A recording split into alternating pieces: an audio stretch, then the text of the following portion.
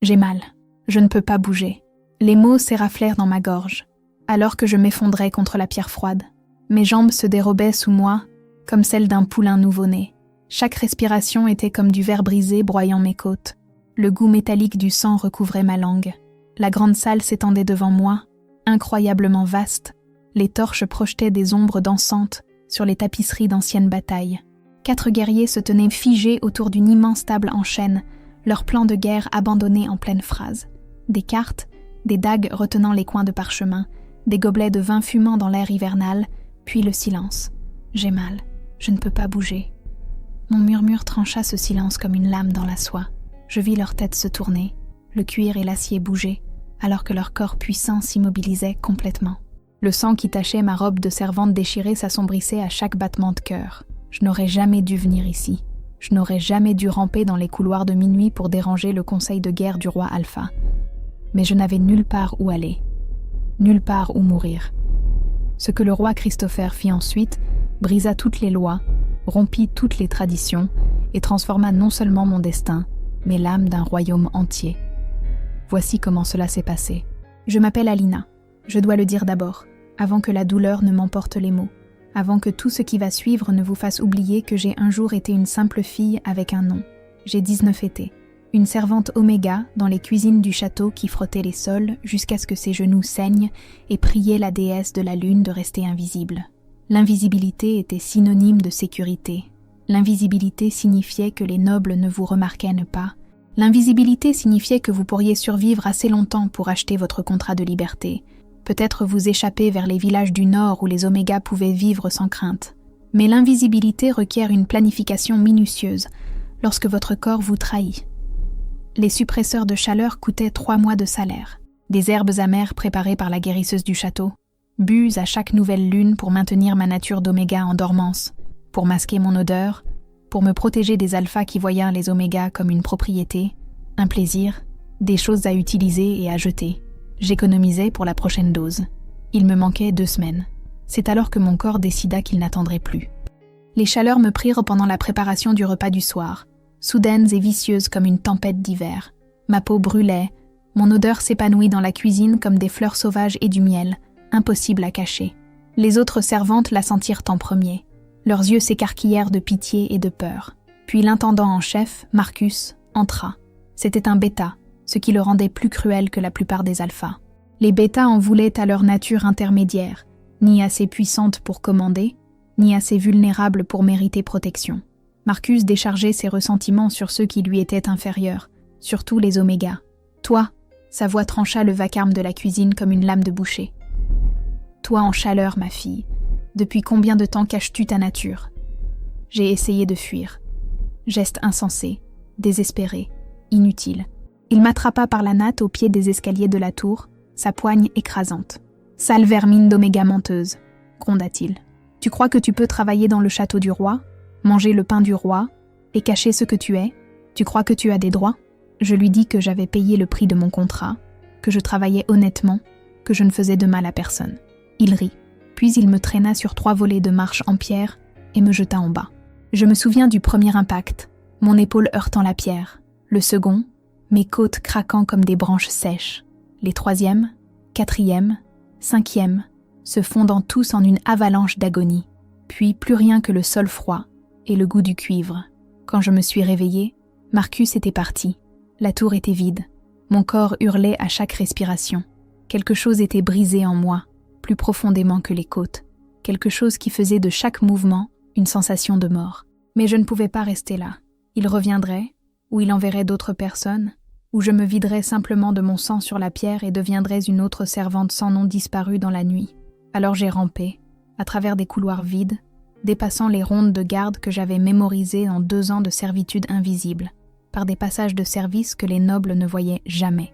Chaque mouvement était une agonie. Chaque souffle une prière que je ne croyais pas être exaucée. Je n'avais pas prévu d'atteindre la grande salle. Je n'avais rien prévu d'autre que la prochaine traction de mes bras, le prochain traînage de mon corps brisé sur la pierre. Mais les portes étaient ouvertes. La lumière des torches se déversait comme un salut, et j'ai rampé vers la lumière parce que l'obscurité signifiait mourir seul. 4 guerriers se tenaient autour de la table de guerre lorsque je me suis effondrée sur le seuil. Je les ai reconnus pour leur avoir servi des repas, pour avoir rempli des gobelets de vin avec des mains tremblantes, pendant qu'ils discutaient de bataille, de territoire et du prix de la conquête. Gideon, le bras droit du roi, balafré et silencieux. Rowan, le stratège avec des cartes toujours entre les mains. Dante, le plus jeune des commandants, à peine 20 étés mais déjà légendaire avec une lame, et le roi Christopher. Le roi Alpha Christopher, celui qui avait conquis 3 royaumes avant son 25e été, dont le nom faisait se rendre les ennemis et s'incliner les alliés, celui dont on disait qu'il avait de la glace dans les veines et la mort dans les yeux. Il se tenait à la tête de la table, les cheveux dorés tressés pour la guerre, le cuir et l'acier ajustés à son corps comme une seconde peau. Le pouvoir irradiait de lui comme la chaleur d'une forge. Je me suis effondrée à ses pieds. J'ai mal. Je ne peux pas bouger. Ces mots étaient tout ce qu'il me restait. Ma vision se brouilla. Le sang s'accumulait sous moi. Je m'attendais à ce qu'ils enjambent mon corps, qu'ils appellent des serviteurs pour retirer l'oméga mourante de leur conseil de guerre.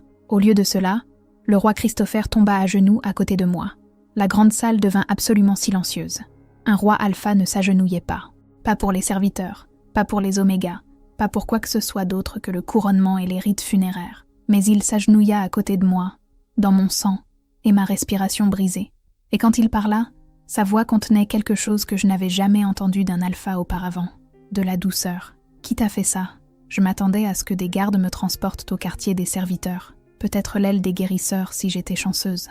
Plus probablement, ils me laisseraient dans le couloir pour guérir ou mourir, sans déranger les sensibilités nobles. Au lieu de cela, le roi Christopher me souleva lui-même dans ses bras. Le mouvement envoya des éclairs à travers mes côtes brisées. Je me mordis la lèvre assez fort pour goûter du sang frais, refusant de crier. Les omégas qui montrèrent de la faiblesse invitaient à plus de cruauté. Mais un petit son s'échappa quand même, pitoyable et brisé. Doucement, sa voix gronda dans sa poitrine contre mon oreille. « Je te tiens. Tu es en sécurité maintenant. » Mensonge. Joli mensonge que les alphas racontaient avant de vous faire encore plus mal. Je les avais déjà entendus de nobles qui acculèrent des servantes dans des couloirs sombres. Mais ses bras restèrent doux malgré leur force, attentifs à mes blessures d'une manière qui n'avait aucun sens. « Votre Majesté, c'est irrégulier. » La voix de Gideon portait un avertissement. « Le conseil se demandera pourquoi vous vous occupez personnellement d'une servante. Nous avons des guérisseurs pour de telles affaires. » Alors qu'il se pose des questions, le ton de Christopher n'admettait aucune discussion. « Rowan, prépare mes appartements. Dante, va chercher Maître Aldrich immédiatement. Dis-lui d'apporter du matériel pour des côtes cassées et des blessures internes. Et dis-lui de venir seul. Mais sire, maintenant. » Des pas se dispersèrent. Le roi se déplaçait dans les couloirs avec une détermination constante, son odeur d'alpha m'enveloppant comme un bouclier physique. Pain et fumée, et quelque chose de plus sauvage, des tempêtes de montagne et du vent d'hiver. Mon instinct d'oméga me hurlait de me soumettre, de me faire plus petite, de m'excuser d'avoir saigné sur son armure de cuir. Mais son odeur fit aussi quelque chose d'inattendu. Elle apaisa l'agonie qui irradiait de mes côtes, ralentit mon cœur qui battait la chamade, fit reculer juste assez l'obscurité au bord de ma vision pour me maintenir consciente. Nous montâmes des escaliers, dépassant des tapisseries que je n'avais vues qu'en nettoyant. Nous entrâmes dans une aile du château où les serviteurs marchèrent rapidement, les yeux baissés, où résidaient les invités nobles, où vivait le pouvoir. Puis par des portes sculptées de loups et de couronnes, dans des appartements qui me coupèrent le peu de souffle qui me restait. Les appartements personnels du roi. Je n'aurais jamais dû être ici. Ces espaces existaient pour les reines et les conseils, pour les alliances nobles et les cérémonies royales, pas pour les servantes oméga qui frottèrent les sols et vidaient les pots de chambre. Christopher me déposa sur des fourrures plus douces que tout ce que j'avais jamais touché. Son lit, le propre lit du roi Alpha. La panique trancha la douleur. C'était mal. Cela enfreignait toutes les règles. Il m'accuserait de séduction, d'utiliser des ruses d'oméga pour le manipuler. Il m'exécuterait, pour avoir osé saigner sur les draps royaux. J'essayais de m'asseoir, d'expliquer, de partir avant que cela n'empire. Sa main sur mon épaule m'arrêta avec une pression douce. « Reste tranquille. Tu es grièvement blessé. Bouger ne fera qu'aggraver les choses. »« S'il vous plaît. » Ma voix se cassa. « Je ne devrais pas être ici. Les quartiers des serviteurs. N'importe où, mais... » « Tu es exactement là où tu dois être. » Ses yeux rencontrèrent les miens, bleu glacier et absolu. « Et personne ne te touchera ici sans avoir à me répondre. » La porte s'ouvrit violemment. Un homme âgé entra, portant un sac en cuir, ses cheveux argentés en désordre, comme s'il avait été tiré du sommeil. Maître Aldrich, le médecin personnel du roi. Je l'avais vu dans la grande salle pendant les festins, assis près de la table d'honneur, respecté par les nobles et craint par les soldats simulateurs. Il me jeta un regard, et son expression devint sombre. « Écarte-toi, Christopher. Laisse-moi voir à quoi nous avons affaire. » Sa familiarité avec le roi témoignait de décennies de service. Il posa son sac sur la table de chevet et commença à m'examiner avec des mouvements rapides et efficaces. J'essayais de ne pas crier alors que ses mains sondaient dans mes côtes. J'échouais. Le son qui s'échappa était animal et honteux. Côtes cassées. Au moins 4. La voix de maître Aldrich devenait plus froide à chaque découverte. Hémorragie interne probable de la rate ou du foie. De graves contusions sur le dos et les épaules. Ses mains s'immobilisèrent sur mon bras gauche. Et ces marques, de vieilles ecchymoses sous les nouvelles. Ce n'était pas un incident isolé. Ma honte brûlait plus fort que la fièvre. Mon Dieu, il pouvait le voir. Tout. Chaque fois que Marcus m'avait poussé contre les murs quand j'étais trop lente. Chaque coup de pied quand je renversais quelque chose. Chaque cruauté que j'avais appris à cacher sous de longues manches et des mouvements prudents. Depuis combien de temps? Les mains de maître Aldrich tremblaient alors qu'il préparait des bandages. Depuis combien de temps cela t'arrive-t-il, mon enfant? Je ne pouvais pas répondre. Parler le rendrait réel, me rendrait complice de ma propre souffrance pour l'avoir endurée si longtemps. La voix de Christopher trancha mon silence comme une lame. Depuis combien de temps mon château abrite-t-il quelqu'un qui bat les omégas jusqu'à la quasi-mort? La fureur brute dans ces mots me fit tressaillir, mais elle n'était pas dirigée contre moi. C'était du chagrin et de la rage mêlée, le son d'un homme découvrant du poison dans sa propre maison. Maître Aldrich travailla toute la nuit. Il banda mes côtes. Il me donna des décoctions amères contre la douleur qui firent tout tanguer la pièce. Il pressa soigneusement ses mains sur mon abdomen, surveillant les signes d'aggravation de l'hémorragie interne. Chaque contact était professionnel, gentil, rien à voir avec la cruauté de Marcus. Et pendant tout ce temps, Christopher resta. Il aurait dû partir, retourner à son conseil de guerre, à ses stratégies, à son royaume qui avait besoin d'être gouverné. Au lieu de cela, il tira une chaise à côté du lit et veilla pendant que la fièvre me prenait. Je dérivais entre conscience et inconscience. Chaque fois que je me réveillais, il était là. Une fois, je sentis un linge frais sur mon front. Une autre fois, sa voix murmura quelque chose que je ne pus tout à fait entendre. La douleur persistait, mais sa présence l'empêchait de me submerger entièrement. La lumière de l'aube commençait à filtrer par les fenêtres quand la fièvre tomba enfin. Mon esprit s'éclaircit suffisamment pour comprendre où j'étais, ce qui s'était passé, l'impossibilité qu'un roi alpha s'occupe personnellement d'une servante oméga brisée. Christopher se pencha en avant, les yeux injectés de sang par le manque de sommeil. Maître Aldrich a dit que tu te réveillerais bientôt. Il a dit que tu survivras, bien que la guérison prendra du temps. Je hochai la tête, incapable de trouver mes mots. Son expression se durcit, devint plus dangereuse. Maintenant, j'ai besoin que tu répondes à une question en toute vérité. Sa voix tomba à peine au-dessus d'un murmure, mais l'ordre qu'elle contenait était absolu. Qui t'a fait ça? J'hésitais. Prononcer ce nom déclencherait quelque chose de terrible. Marcus avait des relations, des amis parmi les maisons nobles. Il me traiterait de menteuse, me dépeindrait comme une oméga intrigante essayant de causer des ennuis. Mais Christopher attendit avec la patience de quelqu'un qui avait interrogé des ennemis et extorqué des aveux aux plus réticents. Et je réalisais quelque chose qui aurait dû me terrifier, mais qui me parut plutôt comme un soulagement. Il savait déjà. Il avait simplement besoin que je le confirme. Marcus. Le nom quitta mes lèvres comme un poison. L'intendant en chef Marcus. Pendant un long moment, Christopher ne dit rien, ne bougea pas, ne sembla même pas respirer. Puis quelque chose s'éveilla derrière ses yeux. Quelque chose d'ancien et de létal. Quelque chose qui me rappela pourquoi les royaumes conquis prononçaient son nom avec crainte. Merci. Sa voix resta douce, conversationnelle. Repose-toi maintenant. Tu es sous ma protection personnelle. Personne ne te fera de mal à nouveau. Il se leva, se dirigea vers la porte avec une grâce prédatrice. « Votre Majesté !» Ma voix l'arrêta sur le seuil. « Qu'allez-vous faire ?» Il se retourna vers moi, et pendant un instant, je vis au-delà de l'Alphadou qui m'avait porté en sécurité. Je vis le roi guerrier qui avait mis fin à des dynasties et redessiné des frontières. Je vais avoir une conversation avec mon intendant en chef. Son sourire ne contenait aucune chaleur, seulement une promesse. Et quand cette conversation sera terminée, tu n'auras plus jamais à le craindre. La porte se referma derrière lui avec une finalité silencieuse. J'étais allongée dans son lit, entourée de fourrure et de la lumière du feu, et je compris avec une terrible certitude que je venais de déclencher quelque chose d'irréversible. En prononçant le nom de Marcus, J'avais scellé son destin. Je passais 3 jours dans les appartements du roi, pendant que mon corps se souvenait lentement comment guérir. Maître Aldrich venait 2 fois par jour, changeant les bandages et surveillant les signes d'infection. Une jeune servante nommée Petra apportait les repas sur des plateaux d'argent, ses yeux écarquillés de questions qu'elle n'osait pas poser. Pourquoi une Oméga se trouvait-elle dans les appartements personnels du roi? Pourquoi des gardes se tenaient-ils devant la porte, avec l'ordre de ne laisser passer personne sans permission royale? Je me posais les mêmes questions. Christopher venait chaque soir après la fin de ses obligations. Il ne restait jamais longtemps.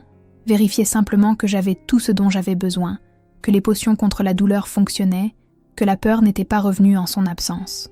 Puis, il s'installait dans le fauteuil près de l'âtre et lisait des livres de sa bibliothèque personnelle, sa voix basse et régulière, lisant des contes de héros antiques et de royaumes déchus jusqu'à ce que le sommeil me prenne.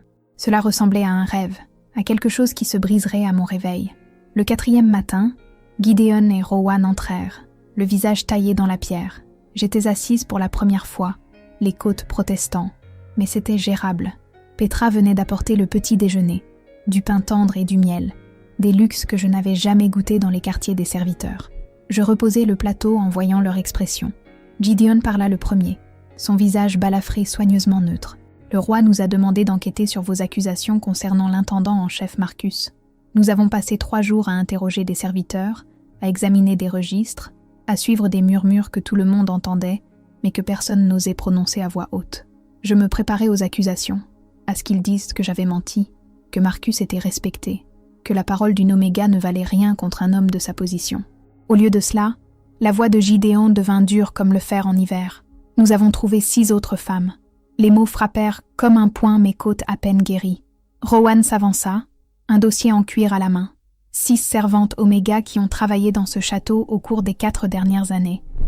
Toutes ont souffert sous l'autorité de Marcus. Toutes ont été menacées pour qu'elles gardent le silence. Il ouvrit le dossier, étala des parchemins sur les fourrures couvrant mes jambes, des témoignages écrits d'une écriture tremblante, des noms que je reconnaissais des cuisines, des lingeries, des coins invisibles où les Oméga travaillaient et priaient pour que personne ne les remarque. Helena, 19 étés, jetée dans les mêmes escaliers de la tour il y a 2 ans, menacée que si elle parlait, Marcus s'assurerait que sa jeune sœur perde son poste et meure de faim. Elle est restée silencieuse. Sarah, 21 étés, battue si violemment qu'elle ne pouvait plus marcher pendant 1 semaine, enfermée dans la chambre froide jusqu'à ce qu'elle promette de ne jamais en parler.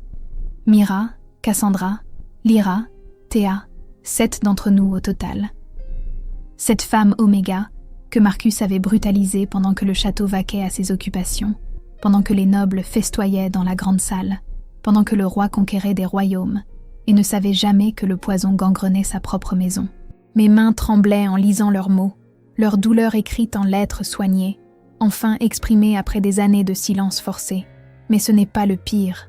La voix de Rowan se fit plus basse, et je vis dans ses yeux une fureur qui me rappela qu'il n'était pas seulement un stratège, mais un guerrier qui avait tué des hommes au combat. Marcus n'agissait pas seul.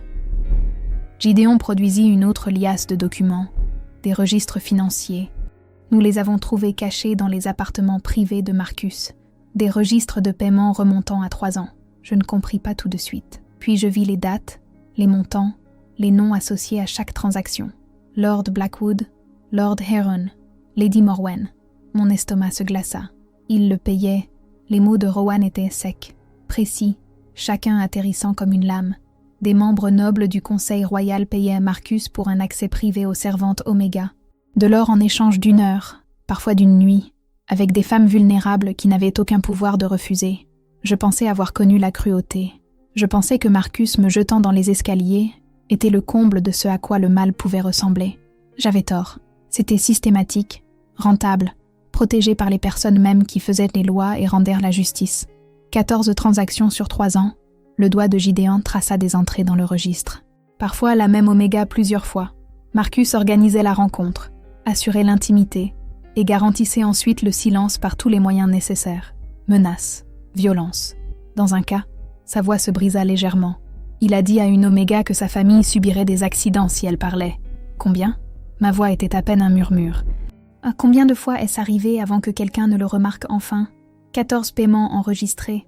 Rowan ferma le registre avec une fureur contenue. Mais nous soupçonnons qu'il y en a eu d'autres qui n'ont laissé aucune trace écrite. Des faveurs échangées à la place de l'or, des promesses d'avancement, des alliances politiques bâties sur la souffrance de femmes Oméga qui n'avaient personne pour les protéger. La porte de la chambre s'ouvrit. Christopher entra, et je vis les 2 commandants se redresser instinctivement. Le roi me regarda d'abord, s'assurant que j'allais bien, puis son regard se porta sur les documents éparpillés sur le lit. « Dites-moi », 2 mots prononcés calmement. Gideon rapporta tout, chaque nom, chaque transaction, chaque détail brutal qu'ils avaient découvert. Christopher écouta sans expression, sans mouvement. Cette immobilité terrifiante que j'avais déjà vue une fois, juste avant qu'il ne promette que Marcus ne me ferait plus jamais de mal. Quand Gideon eut fini, le silence s'étira comme une respiration retenue. Puis Christopher parla, sa voix portant le poids d'une autorité absolue. Convoquez le Conseil royal, tous les membres, sans exception. Nous nous réunissons au coucher du soleil.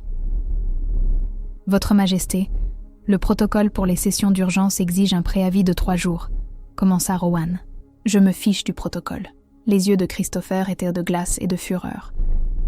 Ce qui m'importe, c'est que des membres de mon conseil ont payé mon intendant en chef pour faciliter l'agression de servantes Oméga sous mon propre toit. Cela s'arrête aujourd'hui. Il se dirigea vers la fenêtre, regarda le royaume qu'il avait conquis et protégé. Derrière lui, je pouvais voir la tension dans ses épaules, le contrôle rigide qui contenait sa rage. Ils résisteront. L'avertissement de Gideon était doux, mais ferme. Lord Blackwood a un soutien militaire important. Lady Morwen contrôle les routes commerciales. Si vous agissez contre eux sans une planification minutieuse, si je ne fais rien, je suis complice de leurs crimes. Christopher se retourna, et je vis quelque chose dans son expression qui me coupa le souffle. Pas seulement de la colère, du chagrin. Ces atrocités se sont produites dans mon château, sous mon règne, alors que j'étais aveugle à la souffrance de ceux que j'ai juré de protéger. Son regard croisa le mien à travers la chambre. Tu n'es pas la première. Les mots semblaient arrachés de ses profondeurs. Mais par tous les dieux et ancêtres, je ferai en sorte que tu sois la dernière. Rowan rassembla les documents. Que commandez-vous ? Préparez tout. La voix de Christopher prit le ton d'un roi donnant des ordres de bataille. Chaque témoignage, chaque entrée de registre, chaque pièce à conviction. Je veux que tout soit organisé et irréfutable. Ainsi, lorsque le conseil se réunira, ils verront exactement ce qui s'est passé, et alors ils en répondront. Les commandants s'inclinèrent et partirent, me laissant seul avec Christopher et le poids de ce que nous avions découvert. Il traversa la pièce jusqu'au lit, son expression s'adoucissant légèrement. Je suis désolée pour tout cela, que cela soit arrivé, que je n'ai pas su, que tu aies souffert pendant que je restais ignorant. Vous ne saviez pas parce que nous étions censés être invisibles. Les mots venaient plus facilement maintenant. Les Oméga apprennent tôt que parler attire la punition. Le silence nous maintient en vie. Plus maintenant. Sa main recouvrit la mienne, chaude et stable. Le silence prend fin aujourd'hui. Tu seras entendu. Elles seront toutes entendues. Et ceux qui ont profité de ce silence apprendront que certaines dettes ne peuvent être payées qu'en ruine. Je regardais ce roi Alpha qui réécrivait toutes les attentes que j'avais jamais eues. Et je compris quelque chose de profond. Je n'étais pas la première victime, mais j'étais la première à avoir survécu assez longtemps pour atteindre quelqu'un qui s'en souciait vraiment. Et cela était sur le point de tout changer. Gideon vint me chercher 1 heure avant le coucher du soleil. « Tu ne devrais pas encore marcher. » Sa voix était empreinte d'inquiétude, alors qu'il m'aidait à me lever du lit, où j'avais passé 6 jours à guérir. « Maître Aldrich m'arrachera la tête si tes côtes se rouvrent. Je dois voir ça. » Mes jambes tremblaient, mais tenaient bon. Je devais voir Christopher affronter les nobles qui avaient profité de notre souffrance. Je devais voir si la justice était réelle ou juste un autre beau mensonge. Il me conduisit à travers des passages secrets que je n'avais jamais connus, des couloirs de service construits dans les murs du château pour que les gens invisibles puissent se déplacer sans être vus. Nous grimpâmes des escaliers étroits, chaque marche envoyant une douleur sourde dans mes côtes malgré le bandage. Finalement, nous débouchâmes dans une petite galerie surplombant la salle du conseil. Ici, Gideon me plaça derrière des paravents en bois sculptés d'où je pouvais voir sans être vu. Le roi voulait que tu sois témoin de cela, que tu saches que ta voix compte, même quand les autres font semblant de ne pas l'entendre.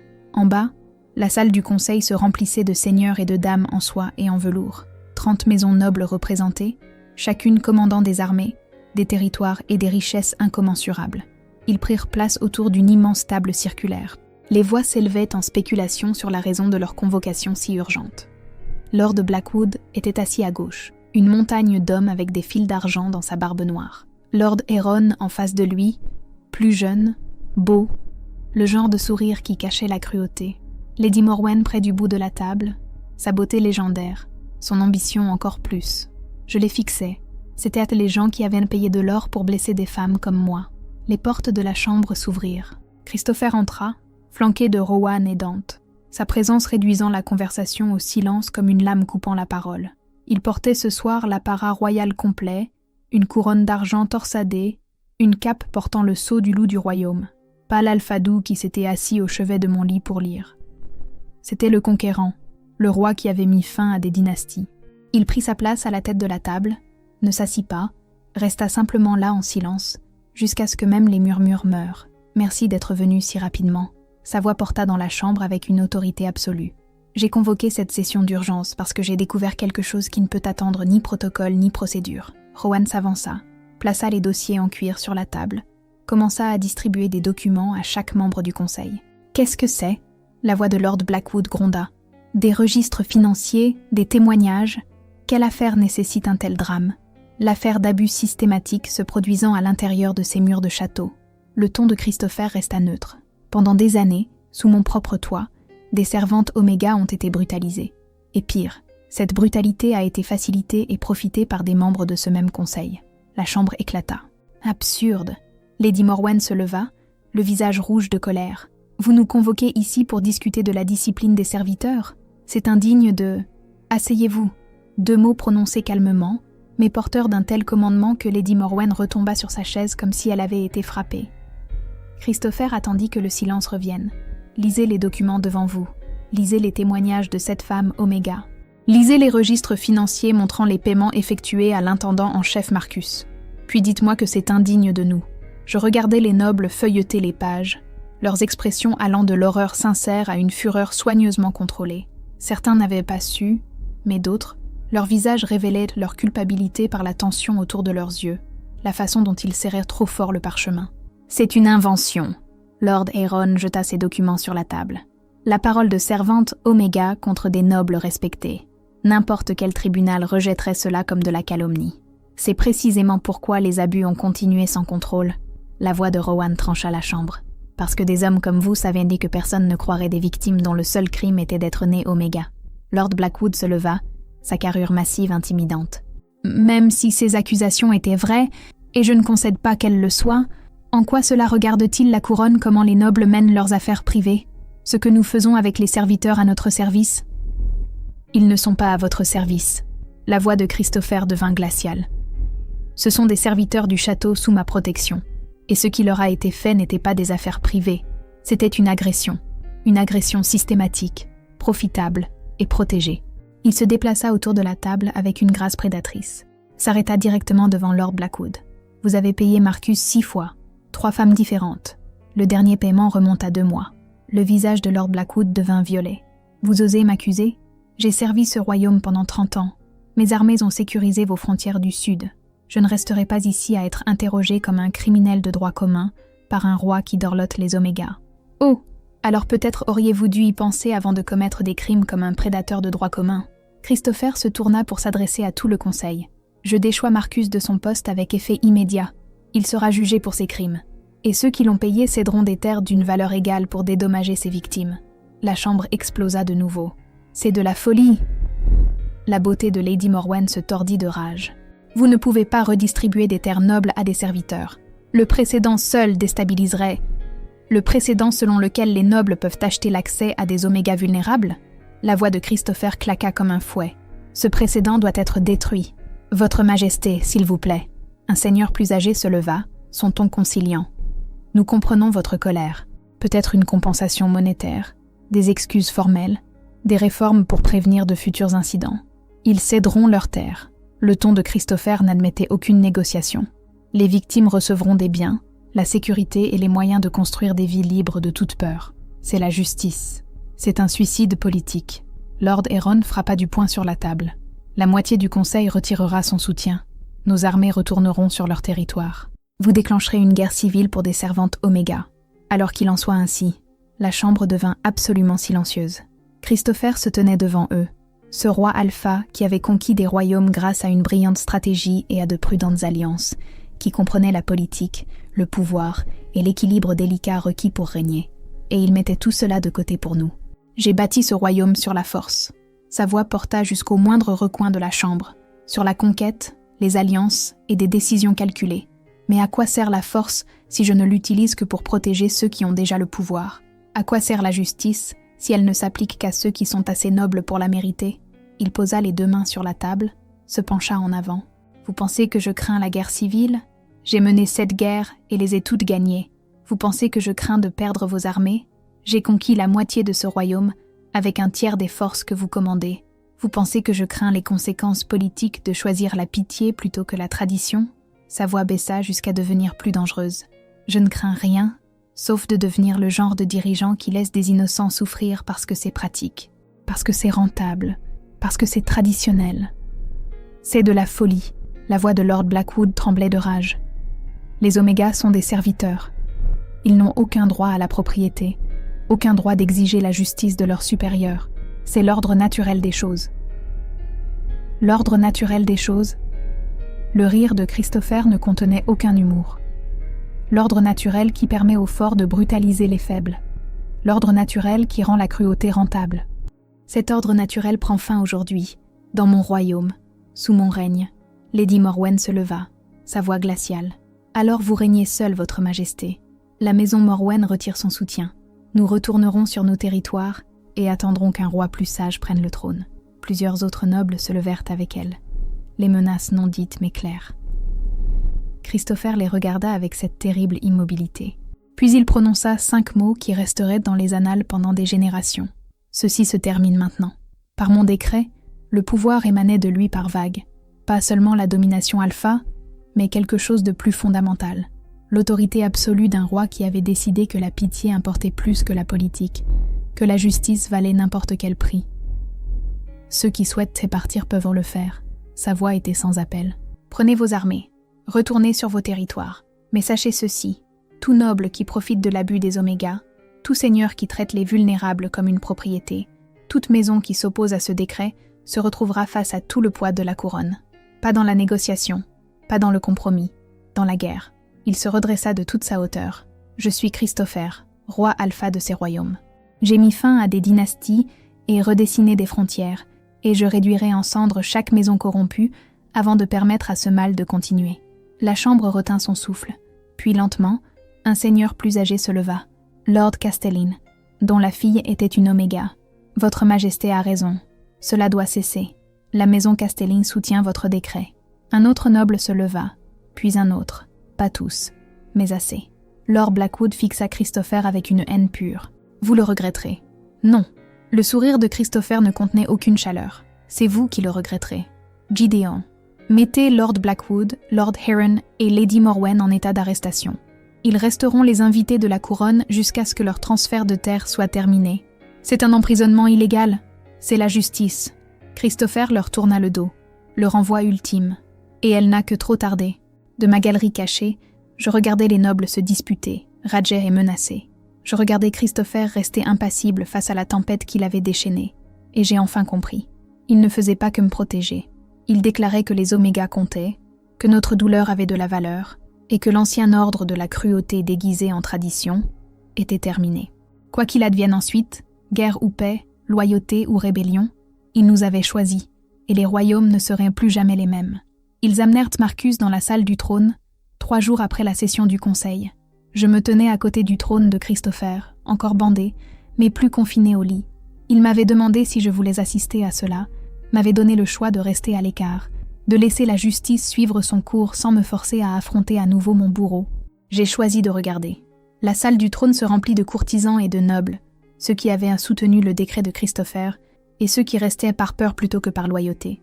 Ils s'alignaient le long des murs en soie et en bijoux, chuchotant derrière leurs mains, attendant de voir à quoi ressemblait la pitié ou la vengeance. Les portes massives s'ouvrirent. Les gardes traînèrent Marcus en avant. Il paraissait plus petit que dans mon souvenir. La prison l'avait dépouillé de son autorité. Ses beaux vêtements d'intendant avaient été remplacés par une tenue de prisonnier grossière. Des chaînes liaient à ses poignets et ses chevilles, cliquetant à chaque pas chancelant. Son visage était pâle comme la neige d'hiver. ses yeux parcourant la salle du trône comme un animal pris au piège cherchant une issue. Il n'y en avait aucune. Ils le forcèrent à s'agenouiller devant le trône. Il ne voulait pas me regarder, ne voulait pas lever les yeux au-dessus du sol de pierre où ses chaînes tiraient comme des serpents de métal. Christopher se leva. La salle se tut. Il ne descendit pas de l'estrade, ne se dirigea pas vers Marcus avec des menaces ou de la violence. Il resta simplement là, la couronne captant la lumière des torches. Chaque centimètre le roi Alpha qui avait conquis des royaumes. Marcus Thorne, sa voix porta dans la chambre avec une clarté absolue. Ancien intendant en chef de ce château. Vous avez été maintenu en détention pendant que nous enquêtions sur des accusations d'abus systématiques contre des servantes Oméga sous votre autorité. Marcus ne dit rien. Ses épaules tremblaient. L'enquête est terminée. Le ton de Christopher resta neutre, contrôlé. 7 femmes se sont présentées avec des témoignages.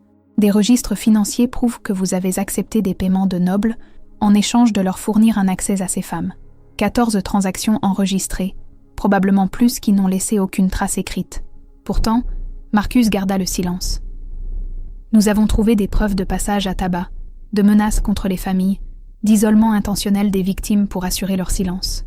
Une femme que vous avez enfermée dans une chambre froide jusqu'à ce qu'elle accepte de ne jamais parler de ce que vous aviez fait. Une autre que vous avez menacée du renvoi et de la famine de sa sœur. Une troisième que vous avez jetée en bas des escaliers de la tour et laissée pour morte. À cela, Marcus tressaillit, leva enfin les yeux, son regard me trouvant à côté du trône. Je le fixai en retour, qu'il voie ce qu'il avait créé, qu'il voie l'Oméga qui refusait de mourir en silence. Vous avez le choix. Christopher descendit les marches de l'estrade avec une grâce mesurée. Rowan s'avança, portant des documents et un encrier. Gideon se tenait sur le côté avec un livre relié de cuir. Manassin, signez la cession de toutes les propriétés à votre nom à vos victimes, renoncez à la moitié de votre fortune accumulée pour être distribuée en compensation, et quittez ce royaume de façon permanente, banni avec seulement un cheval et des provisions pour atteindre la frontière la plus proche. Le souffle de Marcus s'échappait en halètements tremblants. Ou refusé, Christopher s'arrêta à 3 pas de lui, et fait face à une exécution publique sur la place du marché, avec chaque crime que vous avez commis proclamé pour que tous l'entendent. Le nom de votre famille détruit, votre héritage n'étant plus que honte. La salle du trône retint son souffle. Vous avez jusqu'à ce que j'ai fini de parler pour décider. La voix de Christopher ne monta, ni ne baissa jamais, restant du même ton qu'il pourrait utiliser pour ordonner des formations de troupes ou approuver des accords commerciaux. Si vous signez, vous partez avec la vie sauve. Vous serez escorté jusqu'à la frontière et relâché. Si vous refusez, Dante exécutera votre sentence à l'aube de demain, et je m'assurerai personnellement que chaque détail de vos crimes soit consigné dans les annales du royaume. À côté de moi, la main de Dante reposait sur la poignée de son épée. Je pouvais voir l'espoir dans ses yeux, le désir que Marcus refuse, pour leur donner une excuse pour le sang et l'acier. Marcus regarda les documents, Christopher, les nobles assemblés observant son humiliation. Puis il craqua. « Je signerai », sa voix se brisa, des larmes coulant sur son visage. « S'il vous plaît, je signerai tout. Laissez-moi simplement vivre. » Une déception vacilla dans l'expression de Dante. Rowan posa les documents sur le sol devant Marcus, prenant soin de ne pas trop s'approcher de l'homme qui avait causé tant de souffrance. Lisez chacun à voix haute avant de signer. Gideon ouvrit son livre, plume à la main. Votre confession complète sera enregistrée. Et ainsi Marcus lut. L'acte de propriété de son domaine familial me fut transféré. Des propriétés plus petites furent partagées entre Helena, Sarah, Mera, Cassandra, Lyra et Théa. La moitié de sa fortune accumulée au fil de décennies de service et de cruauté fut divisée en 7. À chaque signature, sa main tremblait plus fort. À chaque document, il diminuait davantage. Lorsque les propriétés furent réglées, Gideon s'avança. Maintenant votre confession. Chaque crime, chaque femme, chaque paiement reçu. N'omettez rien, sinon l'accord est nul, et vous affronterez le bourreau. Marcus parla pendant 1 heure, détaillant chaque cruauté, chaque transaction, chaque moment où il avait choisi l'or et le pouvoir, plutôt que l'humanité la plus élémentaire. La plume de Gideon crissait sur le parchemin, enregistrant des mots qui témoigneraient à jamais. La cour regardait en silence. Certains nobles semblaient malades, d'autres en colère, quelques-uns satisfaits que justice soit enfin rendue. Quand Marcus eut terminé, sa voix était brisée. C'est fait. Christopher fit signe aux gardes. Emmenez-le aux écuries. Donnez-lui un cheval, de l'eau, de la nourriture pour 3 jours. Escortez-le jusqu'à la frontière nord et relâchez-le. Votre Majesté, Certainement, commença Marcus. Vous n'êtes plus autorisé à parler en ma présence. La voix de Christopher devint froide comme la pierre de montagne. Vous avez la vie sauve. C'est plus de pitié que vous ne méritez, plus que vous n'en avez montré à aucune femme sous votre pouvoir. Les gardes tirèrent Marcus sur ses pieds. Si jamais vous revenez dans ce royaume, continua Christopher, l'accord est nul. Vous serez exécuté sur le champ. Si j'entends des rapports selon lesquels vous faites du mal à des omégas dans n'importe quel pays, je vous traquerai personnellement. C'est votre seule chance. Ne la gâchez pas. Marcus hocha frénétiquement la tête, ses chaînes cliquetant. Ils le traînèrent hors de la salle du trône. Ses sanglots résonnèrent sur les murs de pierre, jusqu'à ce que les portes se referment, coupant le son. Le silence s'installa comme de la neige. Christopher se tourna vers moi. « Est-ce une justice suffisante ?» demanda-t-il à voix basse. « Seulement pour mes oreilles. Je vous aurais donné son sang si vous l'aviez voulu. » J'y pensais. À la vengeance, à la violence. Et si sa mort guérirait quoi que ce soit? C'est suffisant. Ma voix était stable. Il perd tout. Sa position, sa richesse, sa maison, son nom. Il vit, mais seulement comme un rien. Exactement ce qu'il nous a fait ressentir. L'expression de Christopher s'adoucit légèrement. Alors c'est terminé. Il s'adressa une dernière fois à la cour. Que ceci serve de précédent. Quiconque nuit à ceux qui sont sous ma protection, quiconque traite la vulnérabilité comme une invitation à la cruauté, sera confronté au même choix, restitution et exil, ou exécution et honte éternelle. Il regarda chaque noble tour à tour. L'ancien ordre est mort. Ce qui s'élèvera à sa place sera construit sur la justice, pas la tradition, sur la protection, pas l'exploitation. Et quiconque ne peut accepter cela n'a pas sa place dans mon royaume. Au coucher du soleil, Marcus était au-delà de nos frontières. 7 actes de propriété se trouvaient dans les appartements de Maître Aldrich, attendant d'être distribués. Et je me tenais dans la salle du trône à côté d'un roi alpha qui avait choisi la pitié quand la violence aurait été plus facile, la justice quand la tradition aurait été plus simple. Le jugement était accompli, pas par le sang, bien que chaque alpha dans cette pièce l'ait souhaité, mais par quelque chose de plus dur, de plus permanent, en faisant en sorte que notre souffrance compte plus que sa vie. Et ça, réalisai-je, était la forme la plus vraie de la justice. Les appartements de Maître Aldrich devinrent un lieu de transformation. 7 parchemins reposaient sur son bureau de travail, chacun scellé d'une cire rouge foncée, portant le sceau royal de Christopher, le loup et la couronne, gravés dans la permanence. 7 actes de propriété qui allaient réécrire non seulement nos vies, mais les fondements mêmes de ce que les Omégas pouvaient devenir dans ce royaume. Je me tenais près de la fenêtre, regardant la lumière de l'aube se glisser sur les terres du château. 2 semaines s'étaient écoulées depuis le bannissement de Marcus. 2 semaines de côte en guérison et de conversations tranquilles avec un roi qui s'enquérait de mes rêves plutôt que de mon service. 2 semaines à me demander si tout cela était réel, ou si j'allais me réveiller et me retrouver dans les cuisines, à frotter les sols, jusqu'à ce que mes genoux saignent. La porte s'ouvrit. Christopher entra avec Gideon et Rowan, les bras chargés de documents supplémentaires. « Es-tu prête ?» La voix de Christopher était douce. « Nous pouvons attendre plus longtemps si tu as besoin de plus de temps pour guérir. Je suis prête. » Les mots sortirent de plus fort que je ne l'aurais cru. « Je veux voir cela terminer. » Il sourit, cette expression rare qui transformait son visage de guerrier en quelque chose de plus doux. « Alors, donnons à 7 femmes leur avenir. » Ils nous firent venir une par une. Helena fut la première. Je la reconnus à peine sans la peur qui voûtait habituellement ses épaules. Elle avait mon âge, 19 étés, avec des cheveux sombres qu'elle gardait tressés serrés contre son crâne. Nous avions travaillé côte à côte dans les lingeries, frottant les soies des nobles, tout en faisant semblant de ne pas entendre leurs blagues cruelles sur les servantes Oméga. « Helena !» Christopher désigna la table. « Avancez, s'il vous plaît. » Elle s'approcha comme si elle pouvait s'enfuir à tout moment. Ses yeux allèrent des parchemins à moi, puis de nouveau à Christopher. « Vous avez dit à Gideon que Marcus vous avait jeté en bas des escaliers de la tour il y a 2 ans, qu'il avait menacé le poste de votre sœur si vous parliez. » La voix de Christopher ne portait aucun jugement, seulement une reconnaissance. « Cette sœur travaille toujours dans les cuisines. » « Oui. » Helena hocha la tête, muette. « Elle a été promue chef cuisinière ce matin. Salaire complet, poste permanent, mais cela est distinct de ceci. » Rowan souleva un parchemin, brisa le sceau avec une cérémonie soignée. « Ceci est l'acte de propriété d'un domaine à 3 jours au nord, 50 acres de forêt de pins, un cottage, un ruisseau pour l'eau douce. On m'a dit que vous aviez grandi dans les territoires du nord avant de venir ici. » Les yeux d'Helena s'écarquillèrent. « Comment avez-vous ? Nous avons demandé ce qui comptait pour vous. » Le ton de Christopher suggérait que c'était évident. « La propriété est à vous. Pas de loyer, Pas de tribu, pas de contrat vous liant au service. À vous de la garder, de la vendre, de la transmettre à vos enfants si vous le souhaitez, libre et sans charge.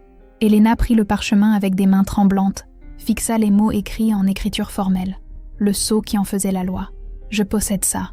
Sa voix se cassa. « Vraiment ? Vraiment ?» L'expression de Christopher s'adoucit. « Vous n'aurez plus jamais à craindre Marcus ou quiconque comme lui. Vous avez des terres, des revenus des droits de coupe du bois, la sécurité, voilà à quoi ressemble la justice. » Elena éclata en sanglots. Rowan la soutint doucement, l'aida à s'asseoir sur une chaise. Gideon lui tendit un mouchoir, pendant qu'elle sanglotait des années de peur, de douleur et d'espoir désespéré. Sarah vint ensuite. Elle était plus âgée que nous autres, 21 étés, mais paraissait ancienne. Je connaissais son histoire par des conversations chuchotées dans le hall des serviteurs. Lord Heron avait payé Marcus pour avoir accès à elle 3 fois distinctes. 3 fois, elle avait enduré ce que personne ne devrait survivre une seule fois. Elle entra dans les appartements de Maître Aldrich la tête haute, mais je vis le tremblement dans ses mains. Sarah. Christopher ne la fit pas s'approcher. Il leva simplement un parchemin et lut à haute voix. Le domaine d'été de Lord Heron. 60 acres, un manoir en pierre, un vignoble produisant suffisamment de vin pour être vendu avec un profit substantiel. De plus, 10 000 pièces d'or saisies du trésor personnel de Lord Heron. Sarah s'immobilisa complètement. Vous avez subi 3 agressions documentées. La voix de Christopher se durcit. Aucune propriété, ni aucun or ne peut réparer ce mal, mais cela peut vous donner les moyens de construire la vie que vous choisirez. Le domaine est suffisamment rentable pour que vous n'ayez plus jamais à travailler, à moins que vous ne le souhaitiez. Le choix vous appartient. Il traversa la chambre, plaça l'acte dans ses mains personnellement. Je suis désolé que cela se soit produit dans mon royaume, sous ma surveillance. Vous méritiez d'être protégé. Vous avez reçu de la cruauté à la place. C'est un échec de ma part, et cela me fait honte. Sarah le regarda. Ce roi Alpha s'excusant auprès d'une servante Oméga. Puis elle regarda l'acte. Je peux vraiment ne plus jamais travailler ? Ne plus jamais avoir à m'incliner, à supplier et à prier pour rester invisible ? Jamais. La parole de Christopher était absolue. Vous êtes maintenant propriétaire terrienne. Les nobles devront vous traiter avec respect ou me répondre. Elle rit alors, un rire sauvage, brisé et libre. Le son résonna sur les murs de pierre comme un oiseau s'échappant de sa cage. Une par une, elles vinrent. Mira reçut des terres agricoles saisies sur les possessions de Lady Morwen. Un sol riche parfait pour les cultures, une maison solide, du matériel pour commencer à planter. Cassandra obtint une propriété près de la frontière Est avec un moulin, des droits d'eau qui généreraient des revenus pour des générations. Lyra reçut un petit domaine avec des pâturages à moutons. Le commerce de la laine à lui seul lui assurerait une vie confortable. Théa, la plus jeune à 17 étés, reçut une propriété en ville avec 3 boutiques qui payaient un loyer.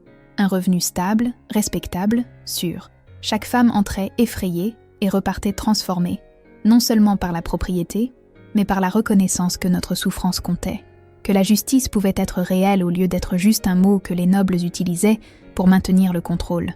Enfin, Christopher se tourna vers moi.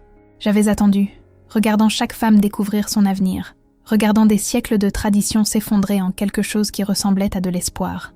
Alina. Il souleva le dernier parchemin. Celui-ci appartenait à la famille de Marcus depuis 4 générations. Un petit domaine à 2 jours au sud. Des terres agricoles, un cottage, un verger produisant des pommes et des poires. Pas la plus grande propriété, mais rentable, paisible. À toi. Je pris l'acte avec des mains qui ne tremblèrent plus. Je fixai mon nom écrit en écriture formelle. Alina, propriétaire terrienne. Alina, libre. Il t'a jeté en bas des escaliers de la tour. La voix de Christopher était calme. Tu as rampé à travers mon château, saignante et brisée. Tu avais toutes les raisons de mourir en silence, comme Marcus l'avait prévu. Au lieu de cela, tu as survécu assez longtemps pour m'atteindre. Pour parler quand le silence était plus sûr. Pour faire confiance quand la confiance était insensée. Il croisa mon regard. Cette propriété n'est pas de la charité. Ce n'est pas de la bonté.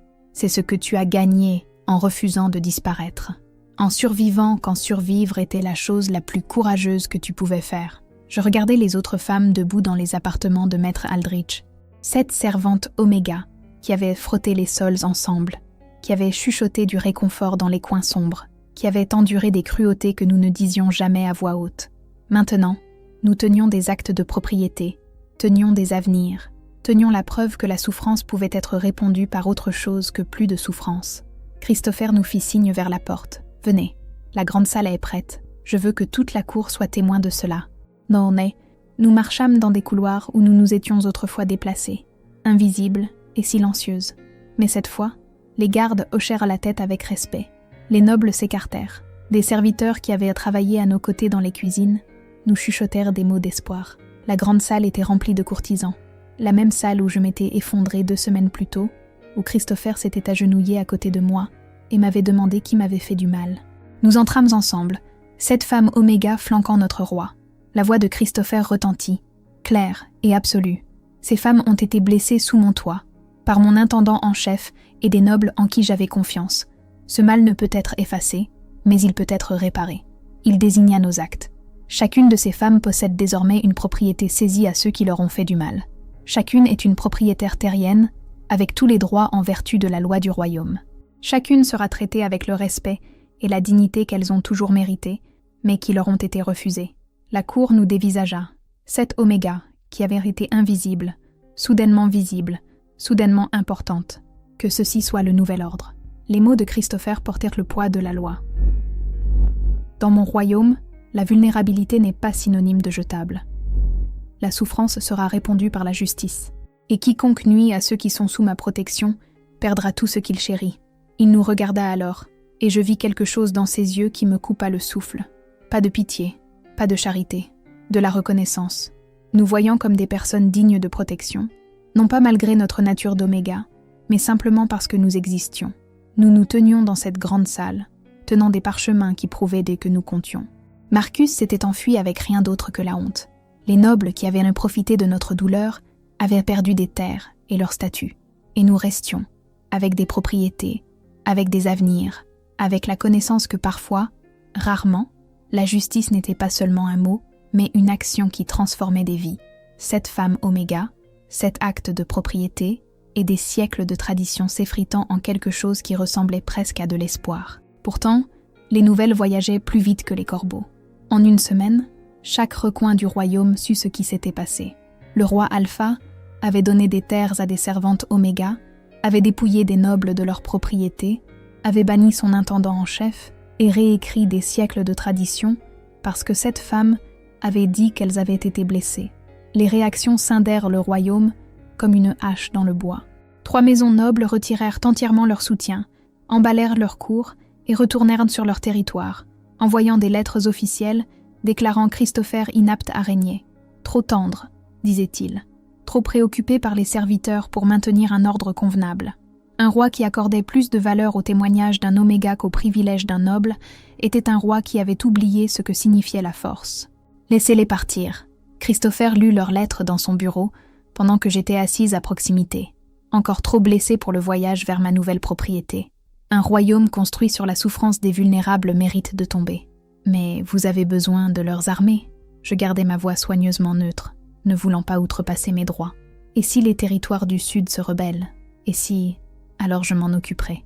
Il mit les lettres de côté. J'ai conquis ce royaume une fois. Je peux le refaire si nécessaire. Mais je ne ferai aucun compromis là-dessus.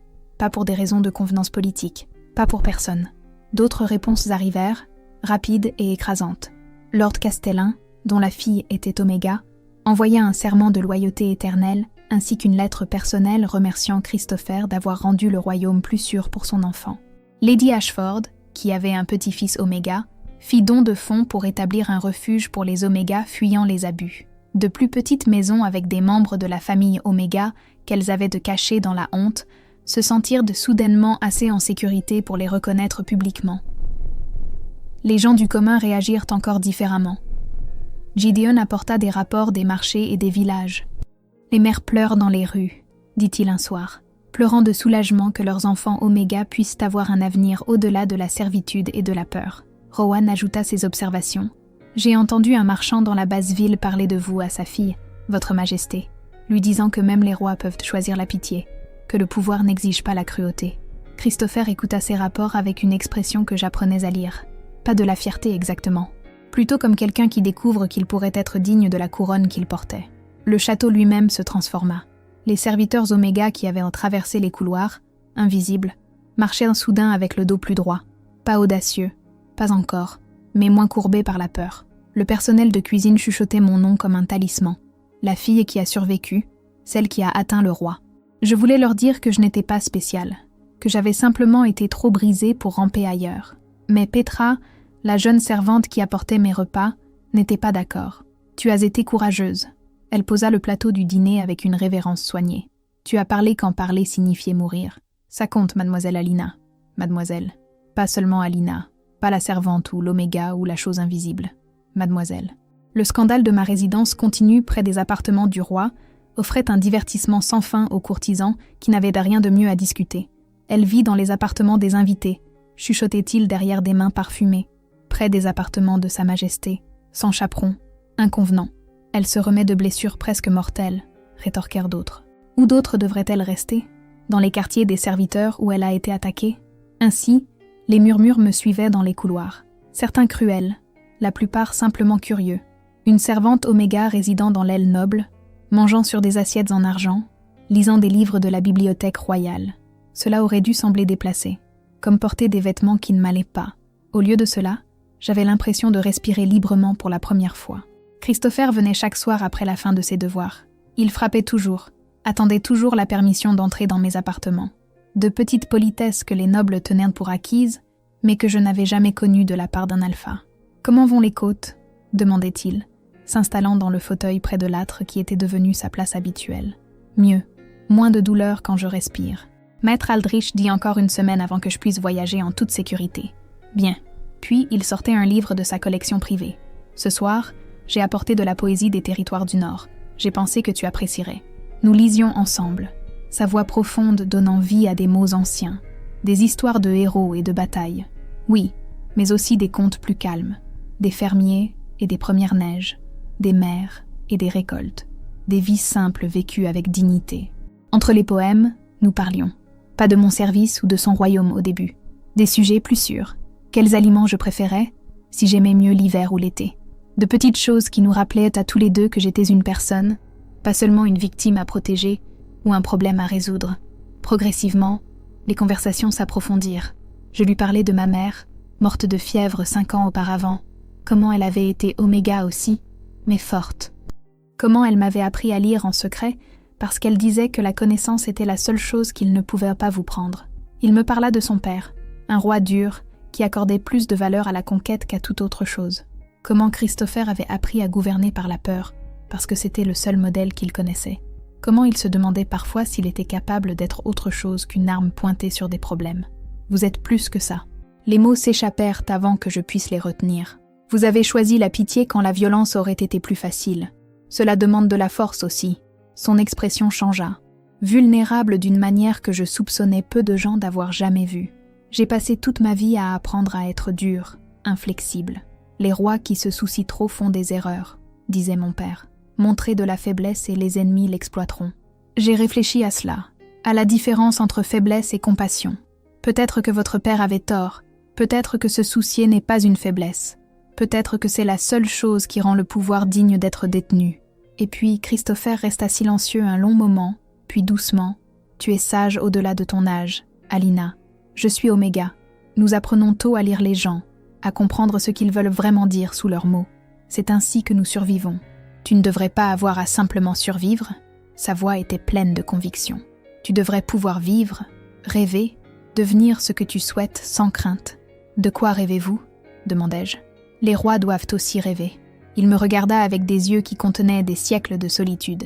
Je rêve de gouverner un royaume où la protection compte plus que le pouvoir, où les gens se sentent en sécurité au lieu d'avoir peur, où je suis plus qu'un simple conquérant. Vous êtes déjà cela, dis-je. Vous aviez juste besoin de vous en souvenir.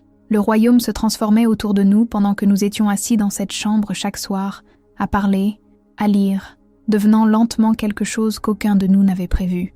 Ni roi et sujet, ni alpha et oméga. Juste 2 personnes qui s'étaient sauvées l'une l'autre, apprenant que la pitié pouvait être sa propre forme de force. Dehors des murs du château, les mères sur les places de marché racontaient à leurs filles l'histoire du roi Alpha, qui avait réécrit les lois pour protéger les vulnérables. Les nobles débattaient pour savoir si la compassion rendait les dirigeants faibles ou si la cruauté avait toujours été la véritable faiblesse. Les serviteurs oméga dans tout le royaume chuchotèrent l'espoir, là où auparavant ils n'avaient connu que la peur. Et dans les appartements des invités, près de l'aile du roi, je guérissais. Pas seulement mes côtes cassées, mais quelque chose de plus profond. La partie de moi qui avait cru que j'étais jetable, sans valeur, destinée uniquement à servir et à souffrir. Les visites nocturnes de Christopher, ses questions sur mes rêves, son intérêt sincère pour mes pensées, il reconstruisait ce que Marcus avait essayé de détruire. Mon sentiment que j'avais de l'importance. 3 semaines après mon effondrement dans la grande salle, Maître Aldrich me déclara apte à voyager. Mes côtes avaient suffisamment guéri pour le voyage de 2 jours vers le sud, vers ma propriété, ma nouvelle maison, mon avenir. Christopher se tenait dans mes appartements pendant que je me préparais à partir. Une tension maladroite entre nous qui n'était pas là auparavant. « Vous viendrez en visite ?» demandai-je, détestant le son de ma petite voix. « Pour vérifier la propriété, pour m'assurer que tout est en ordre. Je viendrai en visite. » Ses yeux contenaient des promesses qu'il ne prononçait pas à voix haute, pas seulement pour la propriété. Il m'aida lui-même à monter dans la voiture, sa main s'attardant sur la mienne un souffle de plus que nécessaire. Alors que nous nous éloignions du château, je regardais en arrière les tours où j'avais failli mourir, où j'avais découvert que la justice pouvait être réelle, où un roi avait choisi de me voir comme humaine au lieu de jetable. Le royaume se transformait, et moi aussi, de victime à survivante, de servante à propriétaire terrienne, d'invisible à visible. Le voyage vers mon avenir avait commencé. Et pour la première fois en 19 étés, je croyais que cet avenir pourrait contenir autre chose que de la peur. 3 lunes après m'être effondrée dans la grande salle, je marchais sans douleur pour la première fois.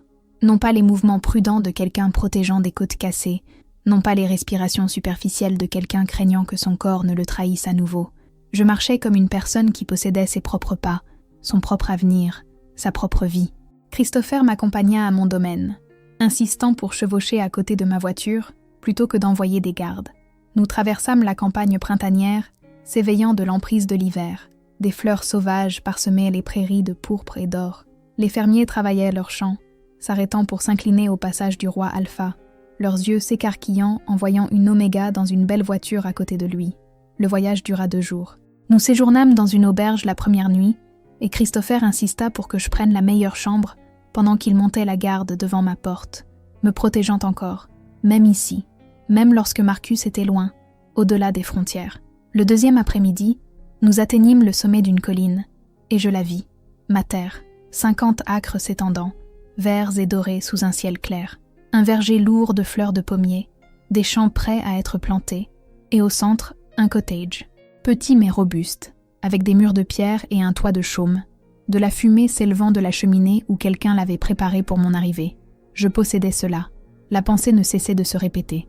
Impossible, et vrai.